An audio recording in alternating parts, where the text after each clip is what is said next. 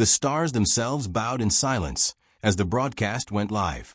Across the spiral arms of the galaxy, from the glimmering moon hives of the Grell Confederation to the methane-lit jungles of Yathrak Prime, the Galactic Empire made its triumphant declaration. Victory over Earth. Humanity was crushed. The last holdouts of resistance were deemed annihilated to a mathematically satisfying degree. Somewhere in the marble halls of the Imperial Core, bureaucrats toasted with phosphorescent wine to the extinction of what they'd once called the chaotic simian infestation. Inside the command chamber of the warship Dominion's Pride, Overlord Vrax sat in his throne pod, mandibles twitching with smug delight. 12 feet of armored chitin. Genetically bred for conquest and passive-aggressive leadership, Vrax had long believed the humans were a temporary irritation in the grand design of galactic order. Now, with Earth's surface scorched and resistance leaders presumed vaporized, he basked in the climax of his career. "Play it again," Vrax ordered. His voice was deep and rasped like broken glass. An aide, a scaly creature with too many knees, scrambled to oblige. The center of the chamber lit up with a hologram. Earth's skyline, once vibrant, now smoked like the aftermath of a barbecue gone wrong. Human cities lay in ruin. Orbiting colonies blinked offline. Static pulses showed that the old Terran defense net had gone silent.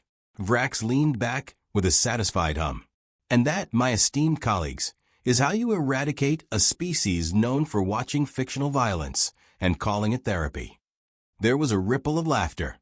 Lieutenant Garhol, a wiry insectoid with the social confidence of a damp towel, leaned forward. "We believe General Maeve Harrow was aboard the ship Resolute Fury when it was destroyed above the lunar fringe. Final telemetry confirmed vaporization. She will not trouble us again." "Pity," Vrax clicked, eyes gleaming. "I rather enjoyed her defiance. Like a small animal hurling a shoe at a starship. Humans and their footwear-based aggression are statistically anomaly-prone," Garhol muttered, already retreating behind a datapad. A moment of pomp followed. Vrax stood, spreading his claws wide to address the transmission feeds broadcasting to over 300 star systems. "To our citizens, know this. The age of human chaos is over. Their sun shall rise only to witness obedience. We have." The feed glitched, flickered, then went black. Vrax's claws froze in mid-pose. Garhol began. Static filled the room. The wide hologram center blinked erratically, like a possessed disco ball. Then it cleared, just enough to reveal a figure limping into frame. Dust. Blood.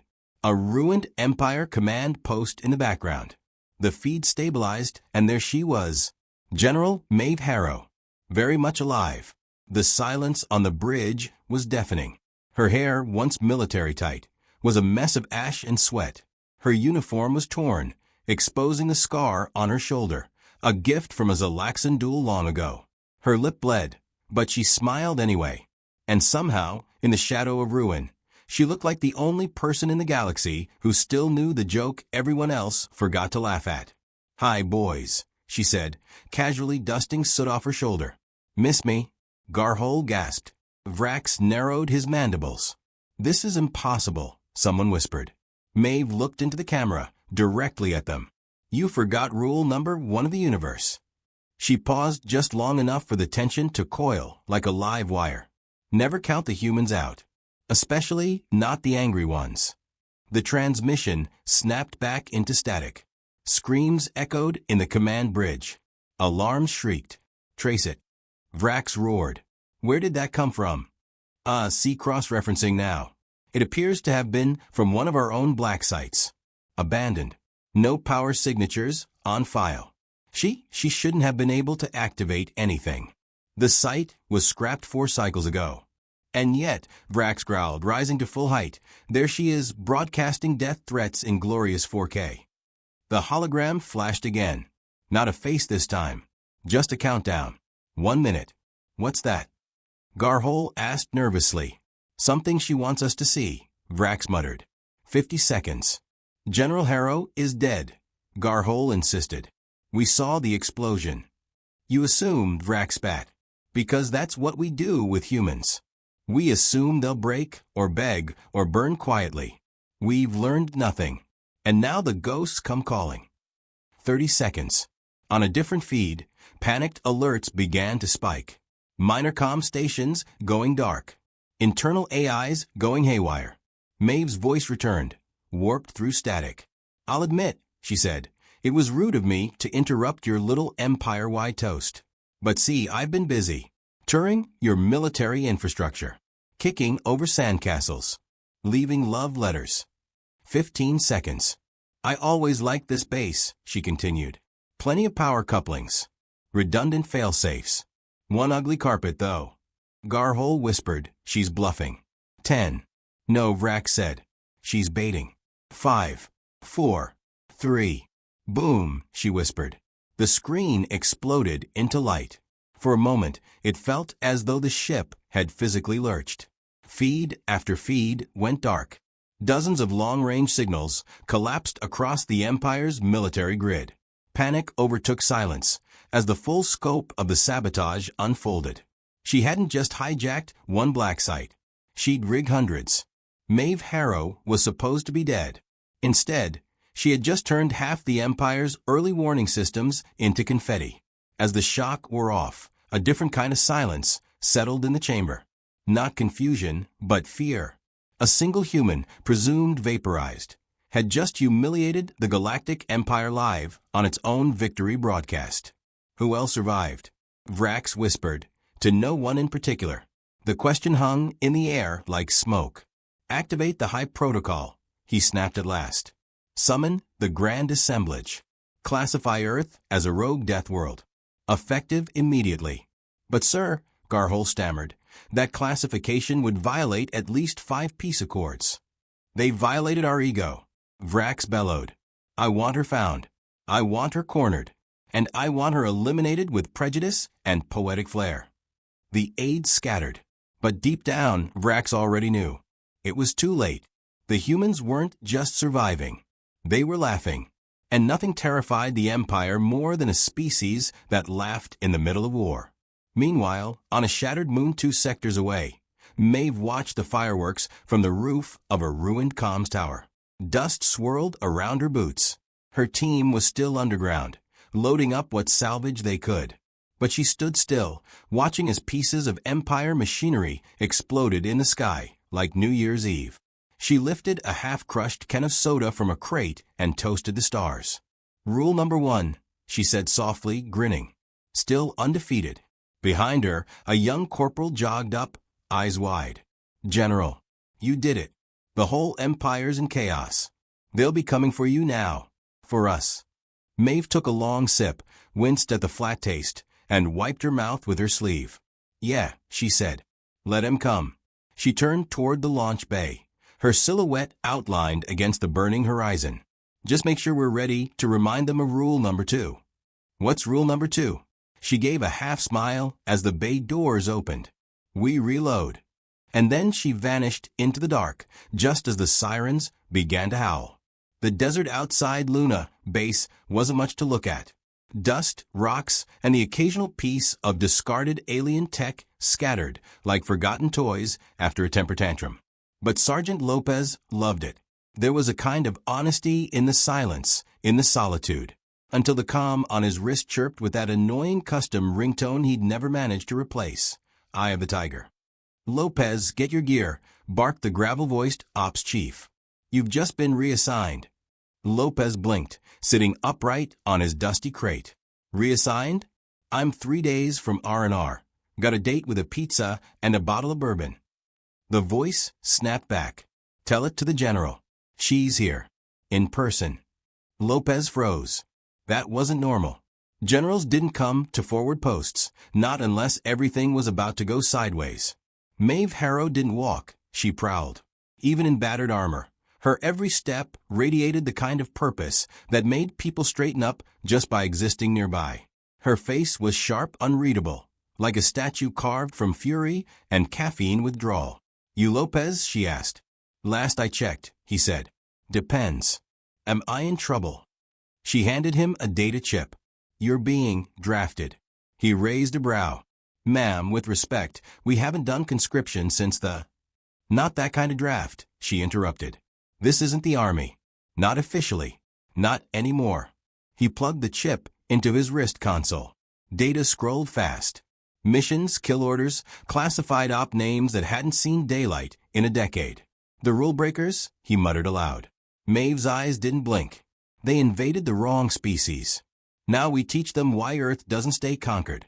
Lopez chuckled despite himself. Rule breakers? Sounds like a pro wrestling team. We're uglier and hit harder, she said. That was how it started.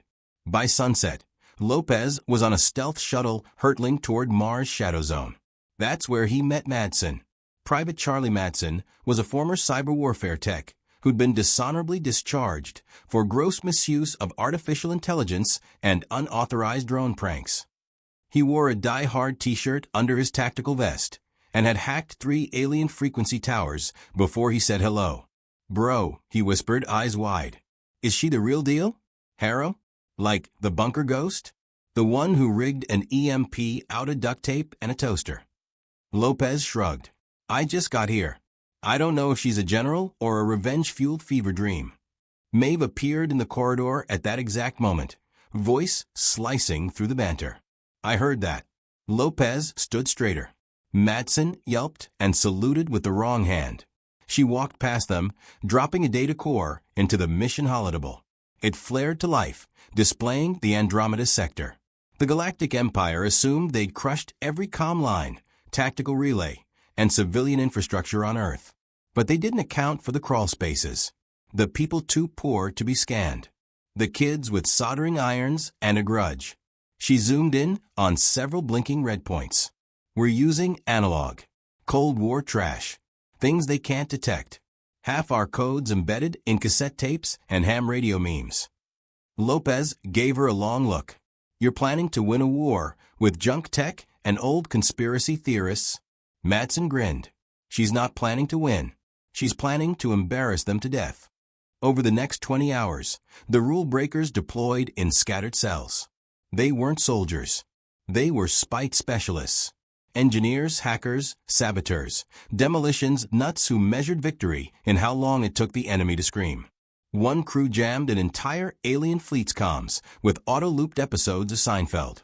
Another replaced navigation beacons with holograms of Arnold Schwarzenegger shouting, "Get to the chopper." Maeve coordinated everything with brutal precision.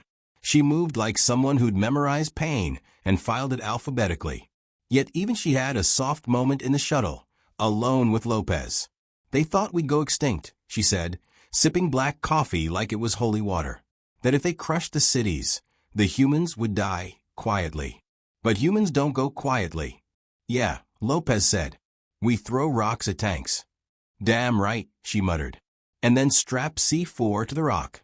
He studied her a moment. You lost someone, didn't you? When they hit Earth. Her eyes didn't waver. I lost everyone. She didn't elaborate. She didn't need to.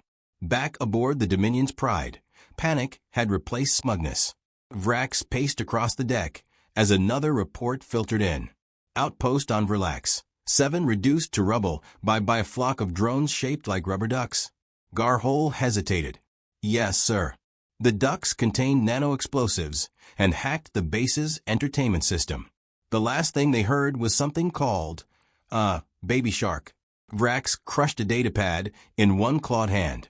These creatures don't wage war, they mock it. Another officer piped up.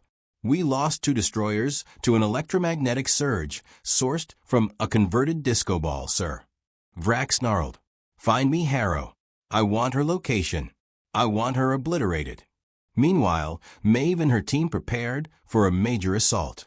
They'd uncovered an unguarded supply node deep inside the Empire's logistics web. If they hit it right, it would cause cascading chaos for 5 sectors.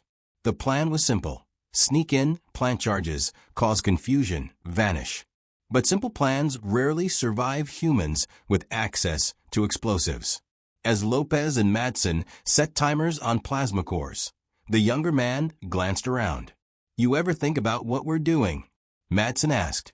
Like really doing? You mean whether we're the good guys? Lopez replied. Yeah. Lopez gave a tired smile.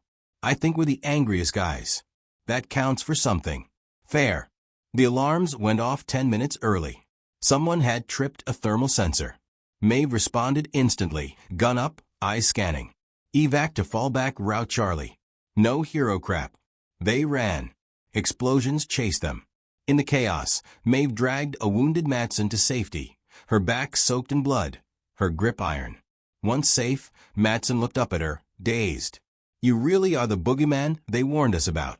Maeve gave a tired grin. No. The boogeyman hides under beds. I burned the whole damn house down. Back aboard the shuttle, Lopez debriefed with her, both covered in soot and sweat. You know, Harrow, he said, you could have stayed underground. Let Earth grieve. Let others take the fight. She looked out at the stars. And let them think we're gone? Let them sleep soundly. She shook her head. No. I want them to remember, forever, that humans don't vanish. We haunt. The shuttle jumped into hyperspace, the Earth flag on its hull worn but defiant. At the edge of Empire-controlled space, a beacon blinked to life. Another human signal. Another act of defiance. Another message burned into the stars. You invaded the wrong species. And the war, once presumed won, began to turn. More signals followed. More explosions. More laughter. The galaxy had woken the only species petty enough to turn an entire war into a grudge match. And Maeve Harrow had only just begun. The Galactic Empire's central relay hub on V-Whale Talk was built like a god's idea of a fortress. Hovering towers of obsidian alloy, layered in hex shields, patrolled by mechanized sentries that didn't blink, breathe, or miss. It had survived 3 meteor impacts, a solar flare, and 1 unfortunate culinary disaster involving Rigelian chili paste. But it was not prepared for what came next. The warning klaxon wailed far too late. Inside the control room, rows of alien technicians scrambled as the screens lit up with impossible telemetry. Incoming warp signatures. Too fast, too close. Too chaotic. Admiral Crofell hissed from his throne. His race didn't sweat, but his underlings were starting to wish they did, just to relieve the tension. Explain, he snarled, his translucent jaw clicking. A nervous Trilaxian tapped keys with shaking claws. We have multiple unidentified vessels dropping from hyperspace. They're broadcasting cultural noise. Crofell's eyelid twitched. Clarify. The room's speaker system suddenly exploded with sound. Van Halen's Panama played at war crime levels of volume. The beat pounded across every channel. Then came the voice. Good morning, Empire. Earth sends its warmest regards. And also this, boom. The main window flared white. Several towers evaporated in synchronized, sparkling fireballs. Shock waves shattered defense drones mid-flight. Outside, a human strike ship, barely regulation, cobbled together from salvage tech and unlicensed engines, screamed through the chaos, releasing drones shaped like paper airplanes. Each carried enough charge to punch a hole through an armored tank. Inside the lead ship, Maeve Harrow gripped the armrest of her command chair with one hand and her coffee thermos with the other. Lopez status? Rockets away, Lopez called from weapons control. And Madsen just deployed his latest creation. He's calling it the Clippy virus. Maeve grimaced. Like the paperclip? Yep. It looks like it wants to help you write a death certificate.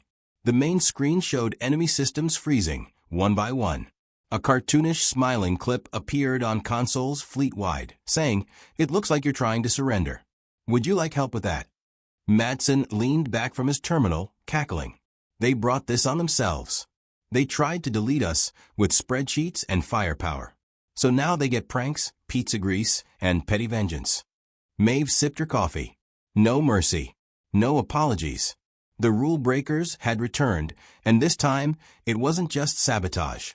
This was a full-scale surgical strike, targets handpicked, vulnerabilities tested in the chaos of months past. Every step, every blast, was revenge with choreography. Below them, V-Whale Talk burned. Lopez monitored the fleet's response on a side display. We've got movement. Capital ships forming up, looks like 6, no 7 cruisers. And a dreadnought. Maeve stood. Put me through to their command channel. Madsen grinned and tapped in the override. The Empire's top admirals, generals, and egos found their screens hijacked. Maeve appeared, standing before a backdrop of fire and flashing steel, wind in her hair like a movie poster. This is General Harrow of Earth.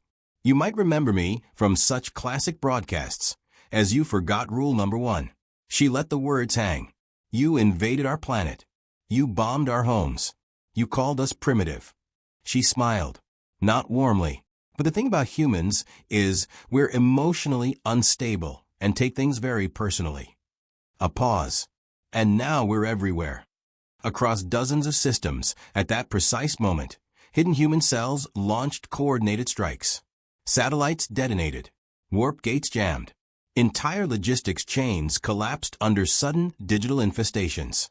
It wasn't just war, it was embarrassment on a galactic scale. The Empire had built itself on the illusion of invincibility. Maeve was dismantling that illusion one explosion at a time. In orbit over Talk, the Empire's dreadnought Infinite Spear began charging weapons. Maeve's ship, tiny in comparison, remained steady. Lopez checked the feed. They're targeting us. We're in their crosshairs. Good, Maeve said. Madsen looked up. Good. Maeve opened a private comm, initiate operation. Banana peel. Lopez winced. I told you that name was dumb. Just do it.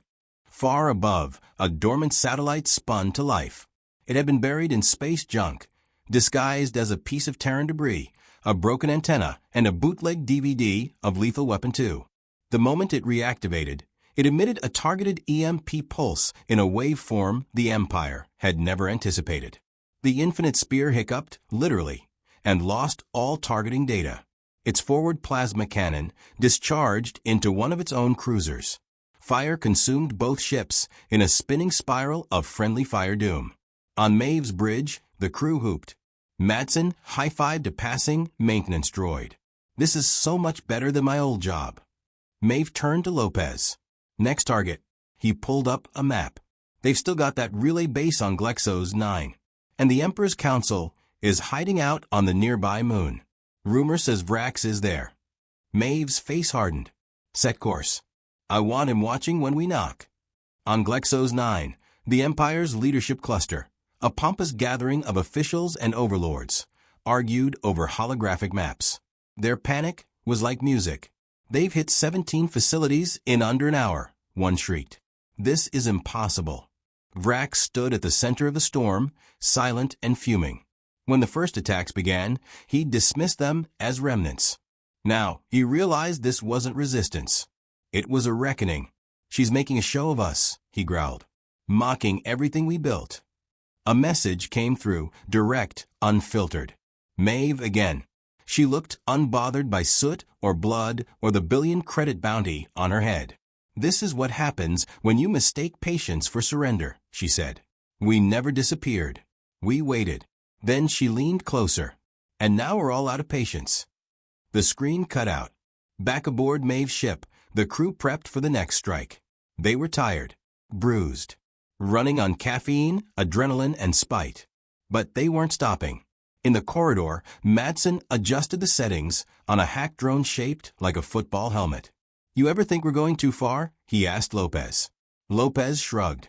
After they turned my sister's neighborhood into a crater, I stopped worrying about too far. Madsen nodded. Fair. Just, sometimes I think we're starting to enjoy it. We are, Maeve said, walking past them. That's the point.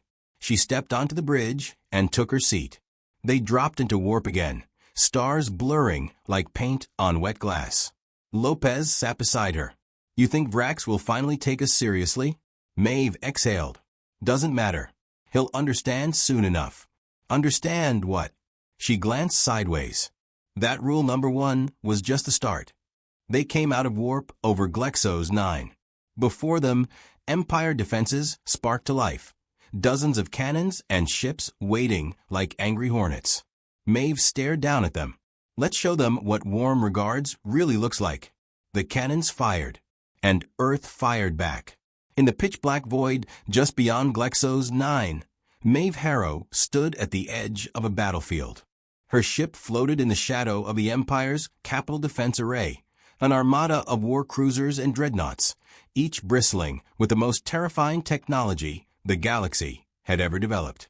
But her crew, assembled from hackers, ex-Marines, and furious survivors, didn't flinch. They'd come here not for survival. They'd come for closure.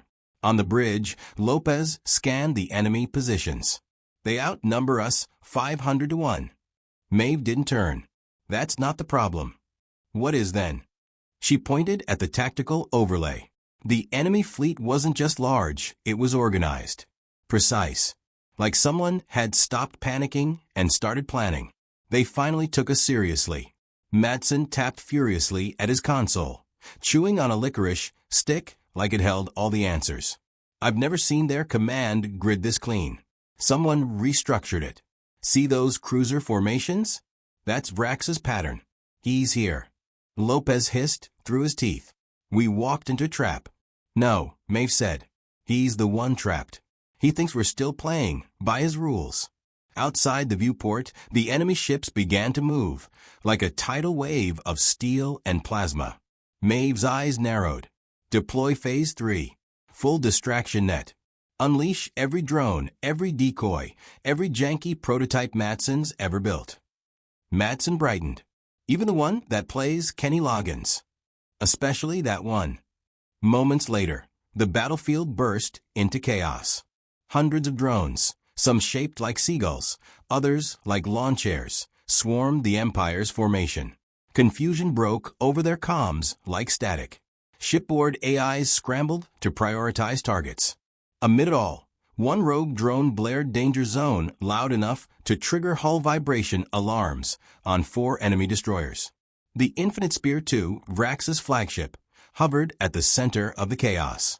From his throne-like command seat, the Overlord watched his fleet stumble over the unexpected barrage of nonsense. What is this? He roared. Why are there flying recliners? Are they armed? A lieutenant cowered before the display. They are psychologically armed, sir. Vrax bared his teeth. I want Harrow's head mounted on the prow of my ship. Now. His command team scrambled to execute. But their focus had shifted from domination to damage control. The rule breakers hadn't come to destroy a fleet. They came to unravel it. Maeve's ship plunged into the gaps in the Empire's formation, slipping between slow-turning dreadnoughts like a knife between ribs. She wasn't trying to win a fair fight. She was hunting. Take us in close, Maeve ordered. Lopez snapped the throttle. You're sure about this? She has to see me, Maeve said. Before this ends. She? Madsen asked. I thought Vrax. Not Vrax, she interrupted. His second-in-command. Strategist. The one who built their new structure. She's ex-human. The bridge went still. Maeve's voice dropped. Her name was Evelyn Harrow. My sister. No one spoke. Before the war, she joined the diplomatic corps. She believed peace was possible, that we could integrate. But after Earth fell, she joined them, helped restructure the Empire's military. Rumor is she's the one who authorized the orbital burn of Chicago. Lopez turned pale. You never said. I wasn't sure until I saw that formation. That's her pattern. She used to draw it in dirt when we were kids. Said it looked like a spider's web. Beautiful. Efficient. Deadly. Aboard the Infinite Spear II, Evelyn Harrow watched the chaos unfold. Her once dark hair now streaked with silver. She wore the regal uniform of an Empire war tactician. She stared at her sister's ship on the main screen. They found me, she said softly. A junior officer stepped forward. Should we target her vessel? She raised a hand. No. Prepare communications. On Maeve's bridge, a channel lit up. Madsen frowned. It's her. Evelyn. She wants to speak. Maeve folded her arms. Put her on. The screen flickered. Then Evelyn's face appeared, older, sharper, but unmistakably familiar. Her voice, calm as always. Maeve. I told them you'd never die, quietly. Maeve stepped forward, her expression unreadable. You always did like being right. You shouldn't be here, Evelyn said. This is suicide. So was trusting them. Yet here you are. I'm trying to preserve order. Maeve laughed, bitter and raw. You vaporized a city. They were resisting. They were living. Silence passed like thunder. Evelyn sighed. You always led with your heart. Still do. But this is bigger than either of us. You're right, Maeve said, drawing her sidearm. That's why I'm going to finish this. Then I'll stop you. Try. The channel cut. Outside, Empire cannons roared to life. The Infinite Spear 2 locked onto Maeve's ship. A single shot could disintegrate them. Madsen's voice trembled. We can't outgun them, even with our chaos tricks. Lopez stood. So what's the plan? Maeve didn't blink. We don't dodge it. They stared. We catch it, she said. They understood instantly. The cargo bay. The ancient Terran reflector satellite they'd hauled aboard weeks ago. An old experimental array, able to refract energy beams. Never used in combat. Too unstable. Can it hold? Lopez asked. Nope, Madsen muttered. But maybe just long enough. They angled the ship. The enemy beam lanced out, bright enough to blind gods. It struck the satellite dead center. For a fraction of a second, reality groaned. And then the beam split, refracted, redirected in a perfect arc, right back at the Infinite Spear 2. Evelyn saw it coming too late. The flagship exploded in a flower of white-hot light, its shields too confused to defend. The shockwave shattered two nearby cruisers. The command structure of the Empire fell with a single, terrible scream. Maeve lowered her weapon. Rule number 1, she whispered. Humans don't lose. We reload. On every world the Empire had touched, human cells saw the blast. In underground bunkers, in rusted freighters, in stolen outposts and scavenged caves, the news spread. The Harrow sisters had met. And only one had walked away. Maeve sat down at the command console, breathing hard. Lopez handed her a flask. You okay? No, she admitted. But I will be. Madsen sat across from her. What now? Maeve stared at the swirling debris. Now we finish what they started. Not with nukes. Not with vengeance. She turned to the crew. With proof. Proof, Lopez asked, that even the smallest spark of resistance can burn an empire to the ground. She pulled up a galaxy-wide broadcast and recorded a message. No theatrics. No music. Just a tired woman, scorched by war, speaking to a broken galaxy. My name is Maeve Harrow, and I am human. She paused. You tried to erase us. You failed. You tried to silence us. You gave us a microphone. We are not an empire. We are not machines. We are stubborn, reckless, emotional, sarcastic, and dangerously imaginative. Her eyes locked on the lens. You forgot rule number 1. Now the universe will never forget it again. She ended the recording.